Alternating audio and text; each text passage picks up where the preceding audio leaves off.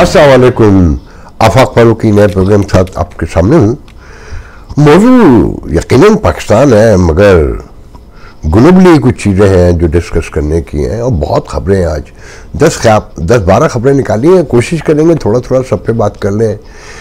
देखिए, पंजाब हुकूमत ने चिंची बंद करने का फैसला कर लिया है। गरीबों को नई गाड़ियाँ दिलवाएंगे, यकीनन कि उनके बच्चे वो खुद फैमिली जो है ना अपने दफ्तरों को, स्कूलों को, कॉलेजेस को ग्रॉसरी के लिए जा सकें। और 50 रुपये में चले जाते थे, धक्के खाते थे, जलील होते थे। अब जो है नई गाड़ियाँ दिलवाएंगे उनको, क्योंकि रेगुलेट तो कर नहीं सकते चीज़ों को ये वेल प्रॉपरली। तो इसका इनके पास आखिरी हल ये है कि मलका ने कहा था ना फ्रांस में जब भूखे जमा हुए, उन्होंने कहा क्यों जमा हुए हैं, उन्होंने कहा कि जी ये रोटी मांगते हैं। उसने कहा केक खाए, तो ये रोटी तो दे नहीं सकते। तो रोटी पे याद आया, मेरे एक दोस्त हैं, जावेद नाम है, जे जावेद कहलाते हैं, बहुत पुराने मेरे बैचलर लाइफ के दोस्तों में से हैं, फैसलाबाद से हैं, आजकल पाकिस्तान गए हुए हैं। तो उन्होंने एक अजीब पोस्ट लगाई, बड़ी दिलचस्प पोस्ट है कि जगह जगह लिखा हुआ है कि खाना मुफ्त खाएं, खाना मुफ्त खाएं, मगर कहीं नहीं लिखा हुआ है कि आइए हम आपको वेल्डिंग मुफ्त सिखाएं, हम आपको दर्जी मुफ्त बनाएं, कंप्यूटर सिखाएं, जर्मन, कोरियन, इंग्लिश और जापानी मुफ्त सिखाएं, चाइनीज़ मुफ्त सिखाएं, इलेक्ट्रीशियन मुफ्त बनाएं। मगर ऐसा कोई चीज़ नहीं है कि जो लोग अपने तौर पे ओन जिंदा रह सकें। रोटी दो और अल्लाह ताला को भी खुश रखो, सखी भी कहलाओ, माल भी छुपाओ और बाकिरदार भी कहलाओ। तो इस पोस्ट का असल मतलब यह है। तो वही हाल है कि आटा 150 रुपये मन और महंगा हो गया। 20 किलो आटे का थैला 2950 का ऐलान किया है, मगर 3,000 और 3,500 तक बाजार में बिक रहा है। तो लंगर खाने ही खुलेंगे, छिपा से लेकर जफर अब्बास और ये अरबों खरबों कमाएंगे और सरमायादार टुकड़ा डाल देंगे कि उनकी गाड़ियों पे हमले ना हो। मगर आप लोग गौर मत कीजिएगा इन बातों पे। आपने तो ट्विटर पे गालियां देनी है एक दूसरे को, एक जालिम, हर जालिम आपने एक एक चुना हुआ है और उसके लिए अपनी माँ बहनों के गिरबानों पर और शलवारों पर हाथ डाले हुए आप लोगों ने। माशाअल्लाह, अल्लाह ताला आप लोगों को खुश रखे। बाहर इससे बाहर निकलते हैं। देखिए, मेरे नज़दीक सबसे बड़ी खबर है जमायमा गोल्ड स्मिथ, साबिक खातून इमरान खान साहब की वाइफ, उनके बच्चों की माँ, उन्होंने बहुत बड़ा ऐलान किया। उन्होंने पहला ट्वीट किया था हमास इसराइल कॉन्फ्लिक्ट पे कि बच्चे दोनों तरफ के हैं, यहूदी भी बच्चे हैं, फ़लस्तीनी भी बच्चे हैं और दोनों का खून एक जैसा है। उनके माँ बाप के सीने वैसे ही तड़प रहे होंगे जैसे मुसलमानों के तड़पते हैं, ईसाइयों के और क्रिश्चियंस के और यहूदियों के तरफ, सबके एक जैसे तड़पते हैं ना। तो अब उन्होंने ऐलान किया है कल दिसंबर 3 को डाउनिंग स्ट्रीट प्राइम मिनिस्टर के घर के सामने कि मुसलमान और यहूदी जो इस कॉन्फ्लिक्ट को इंसानियत के खिलाफ एक कॉन्फ्लिक्ट समझते हैं, वो मिलकर बाहर निकलें। उनके मस्जिदों के इमाम और सैनिगाग के राबीज जो है ना वो मिलकर बाहर आए। उन्होंने लिखा है कि इन लोगों ने कभी इसकी ज़रूरत पहले महसूस नहीं की कि आइए मिलकर बात करें, इस पर गैदर हो, जमा हो। जंगों का हल आखिर में तो टेबल पे निकलता है ना। तो इसमें दिलचस्प बात यह है कि वो ट्रोलर पीटीआई के जो सारा दिन शोर मचाते हैं और जमायमा की तारीफ़ें करते हैं, मगर जब वो इतना बड़ा इंसानियत के लिए काम कर रही है तो सब पे खामोशी छाई हुई है। क्योंकि यहूदी का, इसराइल का नाम तो वहाँ कोई सुनना ही नहीं चाहता, क्योंकि माहौल बनाया है वोट के लिए कि राशिद जरदारी जैसे सेकुलर पार्टी का आदमी ये कहता है कि जी फ़लस्तीन हमारी शहर आ गया और हमास भी हमारी शहर आ गया। तो मैं अप्रिशिएट करूँगा जमायमा को कि वो इंसानियत के बारे में सोचती हैं और वो लोगों के बारे में सोचती हैं, माँओं के बारे में, बापों के बारे में, बच्चों को एक नज़र से देखती हैं कि बच्चे सबके एक जैसे होते हैं। जो इसराइल में मारे गए वो भी बच्चे थे और जो फ़लस्तीन में मारे गए वो ज़्यादा मारे गए, मगर थे सब बच्चे। और अगर इसराइल की मजम्मत वाजिब है, फ़र्ज़ है, तो हमास की भी फ़र्ज़ है कि 15,000 लोग मरवा दिए, 35,000 जख्मी हैं और लाखों बेघर हो गए, बर्बाद हो गए। और हम एक ही रट लगाते रहे कि मुसलमान मुसलमान। देखिए, ये दुनिया का जो मीडिया है ना बड़ा बाइस्ड है हर जगह। अमेरिका में भी अभी यही नज़र आता है। मेरे एक दोस्त अभी बता रहे थे कि जो यरबाली वापस किए हमास में, उसमें कोई खातून जख्मी थी तो उनको किसी डंगर डॉक्टर ने ऑपरेट किया। तो वहाँ जो हालात है, जिस तरह से मारा गया है, हॉस्पिटल्स को तबाह किया गया है, तो डंगर डॉक्टर भी कि ये गनीमत जहाँ था कि कम से कम कोई तो मिला जो समझता था थोड़ा बहुत। उसने औरों को भी तो किया होगा ना, मुसलमानों को भी किया होगा जो इसराइल की बमबारी से जख्मी होकर पहुंचे होंगे, तो उस यहूदी खातून को भी किया होगा। तो मगर अपना अपना चूरन है ना बेचना है, और चूरन बेचने की हद ये है कि वो आपने देखा होगा कि फॉरेन फंडिंग 190 मिलियन का जो गेम है उस पर रेफरेंस आया है, 7 मिलियन है, मगर जो सबसे बड़ा चैनल कहलाता है वो मुल्जिम नंबर 3 और मुल्जिम नंबर 7। मुल्जिम नंबर 3 है रियाज मलिक और मुल्जिम नंबर 7 है उनके साहबजादे अली रियाज, उनका नाम नहीं लेता। अच्छा, एंकर जो है शहजेब वो लेता है। मुझे पूरा यकीन है कि उसने कहा होगा कि ये नहीं हो सकता कि मैं 5 का नाम लूं और 2 का ना लूं, तो मैंने उसका हल ये निकाला कि वो नाम ले रहा था तो पॉज आ गया, बीप हो गया कि नाम नहीं सुनाना है, और तासुर ये दिया जा रहा है कि ये एस्टेब्लिशमेंट ने करवाया है। गंदा एस्टेब्लिशमेंट को करो ना, क्योंकि नालियां साफ करने से भी एस्टेब्लिशमेंट ने मना किया, कचरा उठाने से भी एस्टेब्लिशमेंट ने मना किया, और खरीदने बेचने से लोटे जो है वो भी एस्टेब्लिशमेंट ने आगाज किया। तो बात यह है कि मीडिया सब एक तरफ है। आप ये देखें कि आज़ादी सहाफत के नारे मारने वाला सबसे बड़ा इदारा कौन है, और शहादतों के सहाफ़ियों का जिक्र करने वाला पाकिस्तान में इदारा कौन है। तो दरअसल इन्हें यकीन है कि ये नहीं मरेंगे, और इन्हें कहीं ये यकीन है कि अगर मर गए वो है ना कि भाई तो वो करेगा ना जिसकी जेब में पैसे होंगे, खैरात वो देगा जिसकी जेब में पैसे होंगे, लोगों की मदद वो करेगा जिसकी जेब में पैसे होंगे। पैसों से मदद का तस्वुर है ना मुसलमानों में। तो वैसे हॉस्पिटल जाकर वॉलंटियर करना, स्कूल जाकर वॉलंटियर करना, सड़क पे खड़े होके अंधों को, बूढ़ों को सड़क क्रॉस करना, ये वॉलंटियरशिप थोड़ी है। तो बात यह है कि डबल स्टैंडर्ड ने पूरी रियासत को जमीन बोस कर दिया है। आप लोगों को इससे उम्मीद होगी, मुझे कोई नहीं है। आगे बढ़ते हैं कि जनाब सुप्रीम कोर्ट के हुक्म पे, इस्लामाबाद हाई कोर्ट के हुक्म पर कि ओपन ट्रायल होगा साइफर केस में। तो आप सबने देखा जो ओपन ट्रायल हुआ कि साथियों को घुसने दिया गया, और घुसने दिया गया तो अपने मन पसंदीदा, किसी ने अच्छा कहा कि चमाट साथियों को अंदर जाने दिया गया, और 2-4 को और बिल्कुल एंड में जब हियरिंग ख़त्म हो रही थी जब ले जाया गया, और वहाँ सुना है कि जी शाह महमूद कुरैशी ने को रेफर डाल दिया कि सदर को भी बुलाया जाए, वो भी इसमें इन्वॉल्व है, उनके पास भी गया था साइफर। एक लंबी कहानी है, और खान साहब ने एतराज़ किया कि ये कौन लोग आए हुए, सब अपने लोग भरे हुए थे ना। ओपन ट्रायल का एक मंजर कशी करनी है ना, दोनों की फैमिलीज को भी बुला लिया था, मगर इस रियासत में इंसाफ मुमकिन ही नहीं है। रहम में रखे, ये प्रोग्राम खान साहब के बानी मुखालफिन में से है, मगर जो सच है वो कहना चाहिए। मैं इन सब को स्टेटस को का स्टूल समझता हूँ, वो जरदारी हो, नवाज शरीफ हो, मौलाना फजल रहमान हो, इमरान खान हो, ईच एवरी सिंगल वन, ये सब स्टूल जो है इक़्तिदार की जंग लड़ रहे हैं। कि अब देखें ना, जमायमा ने जो काम किया है, तो पीटीआई के ट्रोलर्स को, व्लॉगर्स को, जो एक एक बात को लेकर उड़ते हैं और जिहाद के तौर पे करते हैं, सब सूंघा हुआ है। क्योंकि इसराइल का नाम ना आ जाए, यहूदियत का नाम ना आ जाए, खान साहब के वोट पे फ़र्क पड़ सकता है, क्योंकि माहौल बना दिया है ना कि यहूदी तो इंसान ही नहीं है।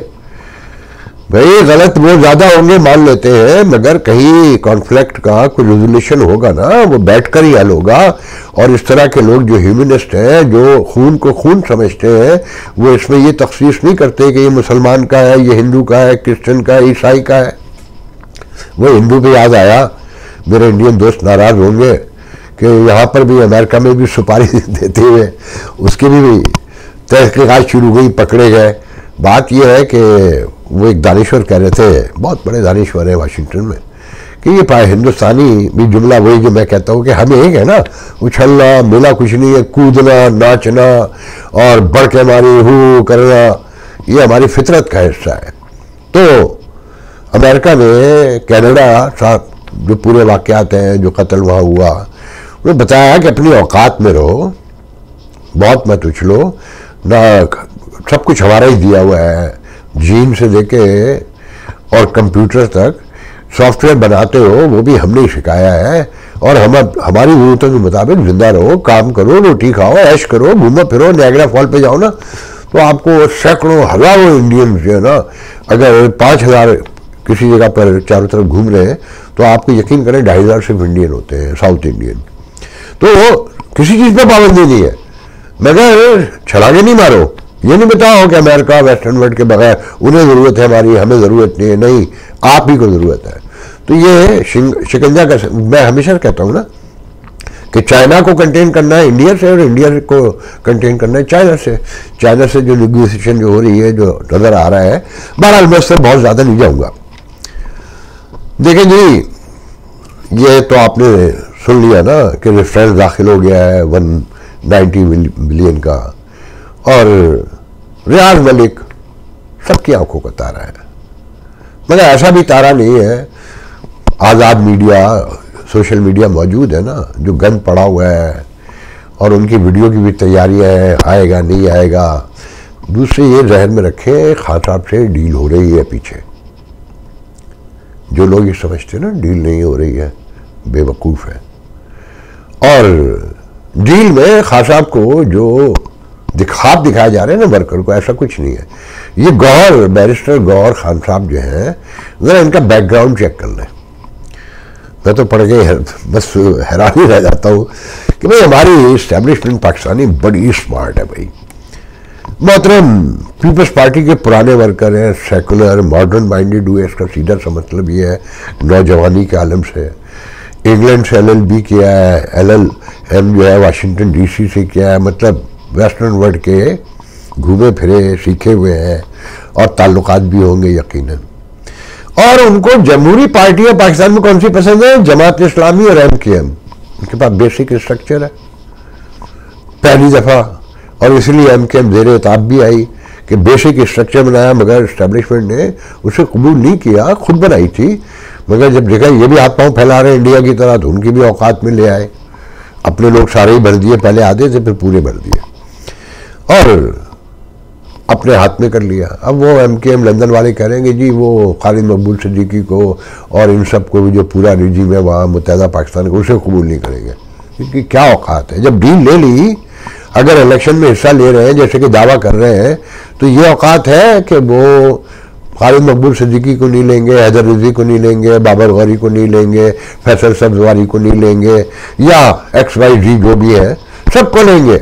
ये सब एक जैसे हैं, नीचे से जो आएंगे वो दूध के धुले हुए हैं क्या एक करप्ट माशरे में। तो खान साहब जो है ना, गौहर खान, जो मेरा जाती ख्याल है, कुछ लोगों का कहना है ये बीबी का आदमी रहा हो, बुशरा बीबी का नहीं, ये एस्टेब्लिशमेंट का आदमी है, मरंजा है, और ब्रिटिश से ताल्लुक है, सेकुलर माइंडेड है, ख़ानदानी रूट्स तो वही है ना, जहाँ तालिबान चारों तरफ मौजूद है, तो सेफ्टी और सिक्योरिटी भी चाहिए। और अभी साल भर पहले PTI में आया है, और ख़ुद कहते हैं कि जनाब मैं खामोशी से पीपल्स पार्टी से अलग हुआ बगैर किसी उसके, और कॉन्स्टिट्यूशनल और दूसरे मुकदमात में, और एतजाज़ हसन के एसोसिएट रहे हैं, उनकी कंपनी से लॉ फर्म से काम शुरू किया है। तो एतजाज़ क्या है, जाए सबसे मालूम कर लें। तो इस डील में एतजाज़ भी शामिल होंगे करवाने वालों में, और बाकी स्टेक होल्डर भी होंगे, क्योंकि खान साहब को रिलीफ चाहिए ना। अच्छा देखें, मैं बार बार ये बात कहता हूँ कि खान साहब को सज़ा देने से कुछ नहीं होगा। बज़ाहिर तो बहुत बड़ा वाक़या है 9 मई, बहुत बड़ा है, क्योंकि इस पर भी तो गौर करें ना, ये 9 मई तक लोग पहुँचे कैसे, ये जुर्रत, हिम्मत, ये गुस्सा, इश्ताल, नफरत, मायूसी आई कहाँ से, इस पर गौर करें ना। तो बराबर के शरीक है ना, तो पहले उनको भी तो लेकर आए जो खान साहब को लेकर आए थे, उन्हें तो आज भी प्रोटोकॉल मिल रहा है, उनके लोग अराउंड में मौजूद हैं, और सब कुछ वैसा ही है। मगर फैज़ हमीद बुरा आदमी है, जनरल बाजवा बुरा आदमी है पब्लिक में, मगर प्रोटोकॉल भी मिल रहा है, मगर खान साहब को सज़ा देनी है। सज़ा से कुछ नहीं होगा। खान साहब एक फाशिस्ट आदमी है, वो किसी जमहूरियत पे बिलीव नहीं करते, वो किसी पार्टी पे बिलीव नहीं करते। जिस तरह से अचानक बैरिस्टर गौहर को बनाया है, जिस तरह से अल्ट्रा पार्टी इलेक्शन पहले हुए, और वो वजी तक जाइए, जस्टिस वजी तक, और अब आ जाइए कि अचानक एक दिन में सब बिला मुकाबला हो गया, सिंध में भी, पंजाब में भी, KPK में भी, सब जगह हो गया ना। अमीन गंडापुर, उससे ज़्यादा कोई सीनियर आदमी नहीं था, उससे ज़्यादा कोई पढ़ा लिखा आदमी नहीं था KPK में। तो अभी तो ये देखना है कि इलेक्शन कमीशन ये रिजल्ट तस्लीम भी करेगा। अल्ट्रा पार्टी इलेक्शन जिस तरह से हुए हैं, और 12 तारीख 14 आखिरी तारीख है, उसके बाद तो इलेक्शन का शेड्यूल का ऐलान हो जाएगा। बल्ला मिलता है नहीं मिलता है, डील क्या होती है, और खास साहब को शोर मचाने की इजाजत तो सबको होती है ना, और डील भी जाती है अंदर अंदर। मगर मैं कहता हूं कि नहीं, इनको आने दे। मैं दावे से आज भी कहता हूं, पहले भी कहता था, बहुत पॉपुलर है खास साहब, इसमें कोई दो राय नहीं है। मगर दूसरी तरफ का वोट भी कम नहीं है। वहां के मजलूम जो है अपने अपने जालिमों को ही वोट देंगे। खास साहब 172 सीट पूरी नहीं ले सकते, आने दें पोजीशन में या हुकूमत में आने दें, इदारे मजबूत करें। चिंची बंद करने से कुछ नहीं होगा, वरना आटा ऐसी महंगा होता रहेगा। या बच्चा जब एक ड्राइवर मार देता है 6 लोगों को तो आप जागते हैं। लंदन से ये पढ़ के आ जाए, अमेरिका से पढ़ के चले जाए, इनका ये सरमायादारों का एक माइंड सेट है कि यहाँ गरीब रहने चाहिए, जाहिल रहने चाहिए, वरना उनके इख्तिदार को चैलेंज हो जाएगा। तो इस रोशनी में चीज़ों को बहुत गौर से देखते जाइए। देखिए, निज़ाम की हालत ये है कि एक पोस्ट पढ़ रहा था, एक सिंधी ने लगाई थी कि अगर थाना बिर कासिम कराची को बचाना है तो SHO चाचड़ को हटाना है। वो बेचारा, उसको क्या पता, वो तो सीधा आदमी है, मगर बड़ा इनकलाबी नारा है। अगर पाकिस्तान को बचाना है तो ये पूरा थाना कल्चर तब्दील कराना है, वरना ये पाकिस्तान बचता हुआ नहीं नजर आता। अंग्रेज के दौर में जो थानेदार था वो कम जालिम था, वहां चेक एंड बैलेंस था।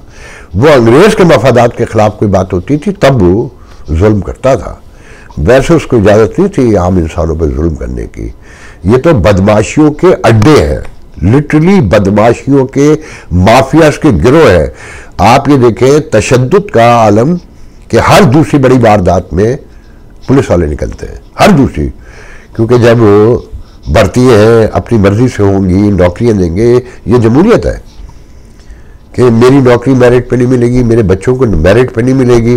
MNA और वजीर कहेगा, MPA कहेगा, पार्टी का सियासी लीडर जो हुकूमत में वो कहेगा, या अपोजिशन अगर ज़्यादा पावरफुल है, मिलकर काम कर रहे हैं, तो उनके कहने पर नौकरी मिलेगी। क्यों?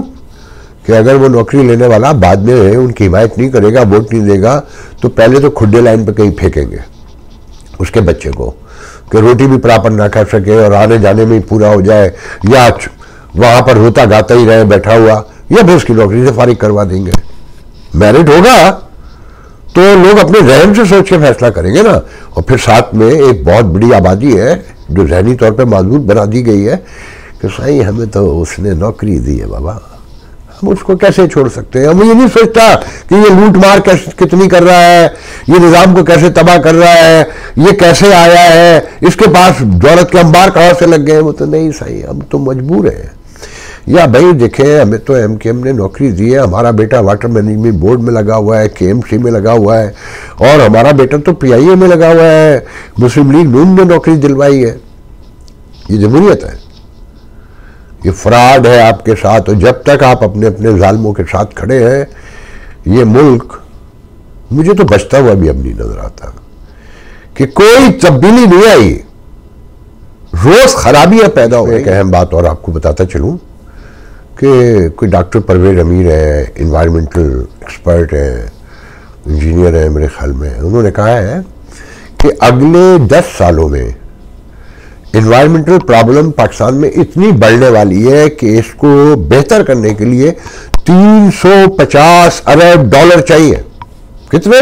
350 अरब डॉलर है आपके पास, या कोई इंटरेस्टेड है, या किसी को फुर्सत है कि जो बड़े बड़े तूफान आएंगे, जो बड़ी आफतें आएंगी और जो पानी बहेगा, कि अगर पैसे हो तो उस पानी को डैम के जरिए, कैनाल के जरिए, छोटे छोटे डैम बनाने होंगे, जिनमें पानी को मैनेज किया जा सकता है। मगर ना तवज्जो है, ना ज़रूरत है, ना शऊर है, ना इदराक है।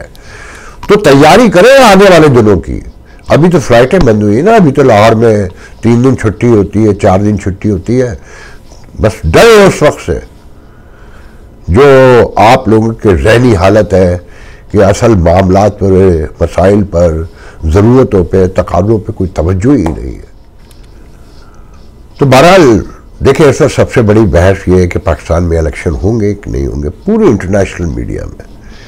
और अपनी अपनी कहानी सुनाते हैं। कोई कहता है एस्टेब्लिशमेंट मंदिर कशी कर रही है, कोई कहता है सियासतदान के निचली सतह पे इलेक्शन की तैयारियां ही नहीं है कहीं, और कुछ संजीदा ही नहीं नजर आता है, तो क्योंकि उनको भी यकीन है कि इलेक्शन नहीं होंगे।